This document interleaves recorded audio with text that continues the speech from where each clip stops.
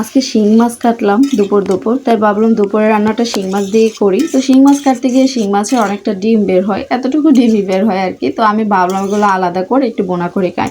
অনেকদিন ধরে শিং মাছের ডিম খাওয়া হয় না। তো যাই হোক, আমি শিং মাছের ডিমটা বোনা করতে বসিয়ে দিলাম।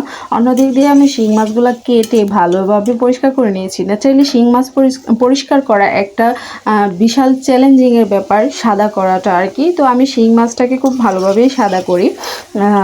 সেটা আমার টেকনিকেই করি আর কি। অনেকে আবার অনেক ধরনের গাছের পাতাও ব্যবহার করেন, বা পেঁপে গাছের পাতা, পেঁপে কোষা দিয়েও শিং মাছটা খুব সুন্দরভাবে পরিষ্কার হয়ে যায়। তো যাই হোক, আমি অন্য দিক দিয়ে বসিয়ে দিলাম মিষ্টি কুমড়া দিয়ে চিংড়ি মাছ। এটা লাল চিংড়ি, সামুদ্রিক চিংড়ি। অনেকে বলে সামুদ্রিক যে কোনো মাছই নাকি উপকার খাওয়ার জন্য, তবে সামুদ্রিক চিংড়িটা আমার কাছে সাদা চিংড়ির চেয়ে একটু মজা কম লাগে, এতটা মজা লাগে না। তবে খেতে ভালো লাগে না যে তা না, ভালো লাগে, সাদা চিংড়ির তুলনায় একটু কম আর কি। তো যাই হোক, আমি চিংড়ি মাছটা কষিয়ে ভালোভাবে বসিয়ে দিলাম। রান্নাও প্রায় কমপ্লিট মিষ্টি কুমড়া দিয়ে। তবে মিষ্টি কুমড়াটা খেতে খুব ভালো ছিল, একেবারে কচি ছিল, ভালো ছিল, হালকা হালকা মিষ্টিও ছিল। তো অন্য দিক দিয়ে আমি শিং মাছটাও বসিয়ে দিলাম। আজকে শিং মাছটা ভুনা করব। শিং মাছটা ন্যাচারালি আমার কখনো ভুনা করা হয় না, খুব কম আর কি। সবসময় শাক বাটা দিয়ে আলু দিয়ে ঝোল করি, সেটা খেতে ভালো লাগে। কারণ শিং মাছের ঝোল মানে খেতে হবে, সেটাই স্বাভাবিক। আর শিং মাছের ঝোলেই আসল মজা এবং স্বাদ এবং পুষ্টিটা থাকে, তাই না? যাদের শরীরে রক্ত কম তারা নাকি শিং মাছ খায় প্রচুর পরিমাণে।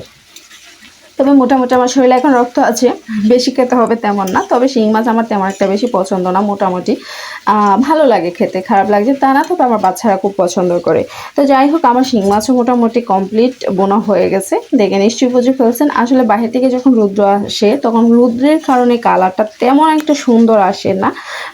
তো জানালাটা লাগাই দিলে আবার অন্ধকার অন্ধকার লাগে, ভালো লাগে না আর কি। তো যাই হোক, আমার শিং মাছগুলো কিন্তু মোটামুটি ভালোই পরিষ্কার হয়েছিল। একটু বড় মাঝারি টাইপের বড় মাছ ছিল আর কি, ভালোই বড় ছিল আর কি। তো আমি ছোটো ছোটো পিস করে কেটে নিয়েছিলাম। তো দেখে নিশ্চয়ই বুঝে ফেলছেন। আজকে এই পর্যন্তই। সবাই ভালো থাকবেন, সুস্থ থাকবেন। পরবর্তী ভিডিও পাওয়ার জন্য ফলো দিয়ে সাথেই থাকুন। ধন্যবাদ সবাইকে এতক্ষণ আমার সাথেই থাকার জন্য। আল্লাহ হাফেজ।